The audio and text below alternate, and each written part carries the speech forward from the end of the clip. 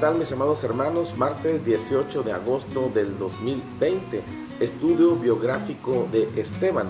El servicio y la fidelidad a Dios deben manifestarse en todo aspecto.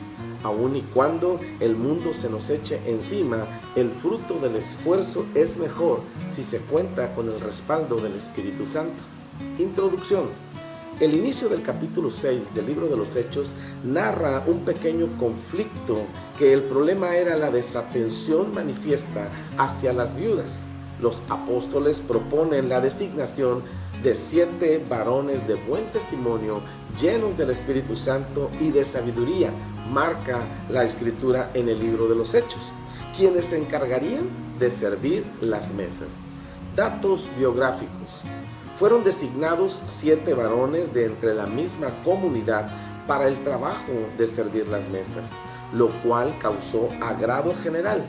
El primer elegido, un hombre llamado Esteban, helenista, probablemente fuera de Palestina o tal vez ya con algún tiempo en Jerusalén, considerado como el primer mártir cristiano que al parecer fue el líder de los 7, ya que únicamente se destacan sus cualidades y no las de los otros.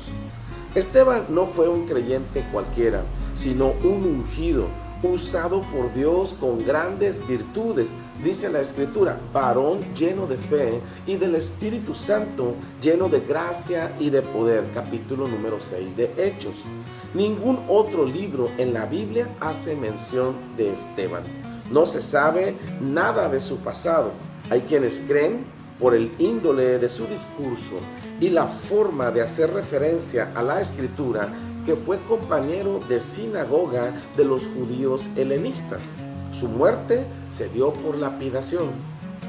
Este suceso provocó la persecución de quienes profesaban la fe en Cristo, y de esta manera fue llevado el evangelio a otras naciones. Hechos capítulo número 8, y puede verlo también en 11:19.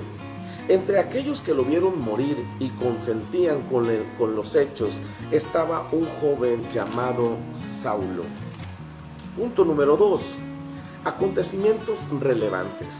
Lucas señala que después de que los 7 fueron elegidos, los discípulos se multiplicaban de manera asombrosa.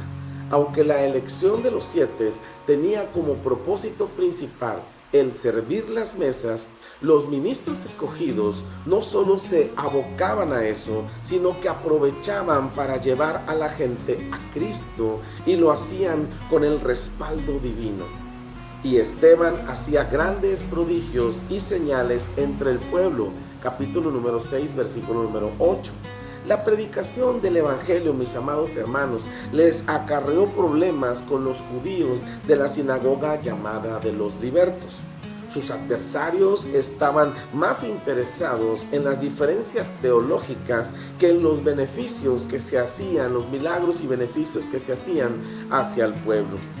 Lo acusaron con testigos falsos, acusándolo de blasfemar contra el templo y contra la ley. 2 cosas sumamente sagradas para los judíos. Esteban presenta de forma magistral su defensa. Su discurso es el más extenso en el libro de los Hechos. Lucas, inspirado por Dios, le dio más espacio que a cualquier otro discurso en los Hechos. Esteban deja bien en claro 2 cosas. 1, que la casa de Dios no está circunscrita a un lugar. Y punto número 2, que la ley que fue escrita para el pueblo de Israel ahora le daría un paso a una forma universal en donde los gentiles estarían incluidos por medio de la gracia.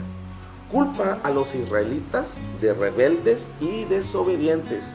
Dice la Escritura, duros de cerviz e incircuncisos de corazón y oídos. Hechos capítulo número 7.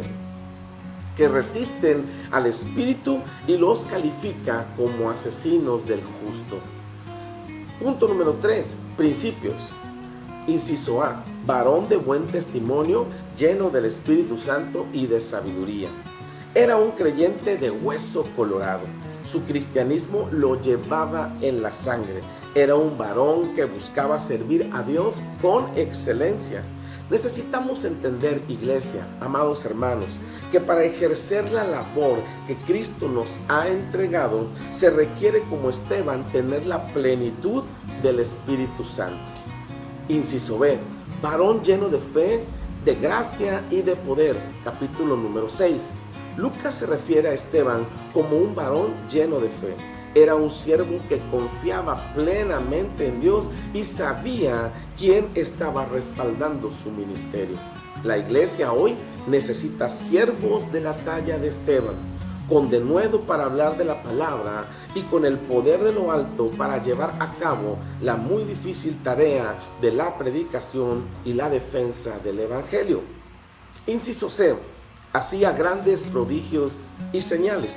La llenura del Espíritu Santo desemboca en un crecimiento y desarrollo espiritual manifiesto, usándonos como instrumentos de su gloria, mis amados hermanos. Necesitamos la llenura del Espíritu Santo.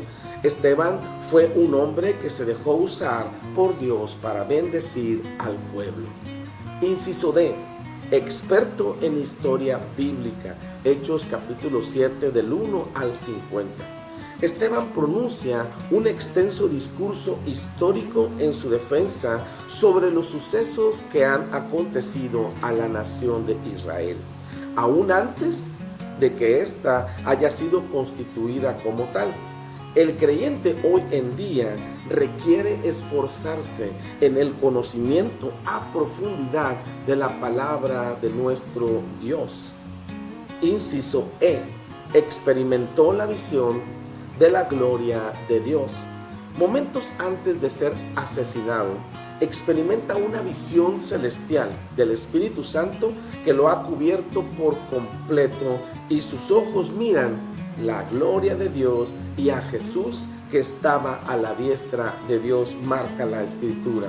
Está dispuesto Esteban a morir como mártir y la tierra no le interesa. Inciso F, imitó a Cristo en sus experiencias antes de morir. Mientras recibía los embates mortales, invoca al Señor y le entrega su espíritu. Alcanza a clamar a gran voz: Señor, no les tomes en cuenta este pecado. Imitó a Jesús en su testimonio y también en su suplicio mortal. Ruega perdone a quienes lo convertirán en el primer mártir del cristianismo.